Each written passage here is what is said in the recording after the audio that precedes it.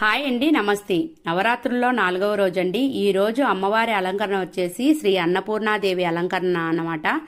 చుక్క పొడుపుతో నిద్ర లేచి ఇండ్లు వాకిలి శుభ్రపరచుకొని తలంటు స్నానం చేసి వచ్చిన తర్వాత నేను ఇక్కడ కాళ్ళకు పసుపు రాసుకుంటున్నాను. అదే మీకు చూపిస్తున్నాను.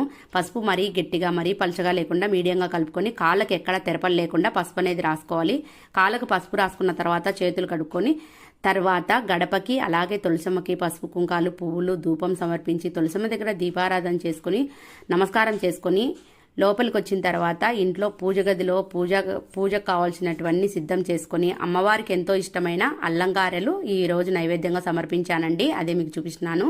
ఇలా అల్లంగారెలు అమ్మవారికి నైవేద్యంగా సమర్పించి కొబ్బరికాయ కొట్టి పూజ అనేది ప్రశాంతంగా మనశ్శాంతిగా మనసు నిండుగా కన్నుల పండుగలాగా చేసుకున్నాను. ఈ నవరాత్రుల్లో అమ్మవారి పూజ ఆరాధన సేవ ఎంత బాగా చేసుకుంటే అంత బాగా మనకు మంచి జరుగుతుంది. ఆ తల్లి ఎంతో సంతోషిస్తుంది. మనల్ని మనసారా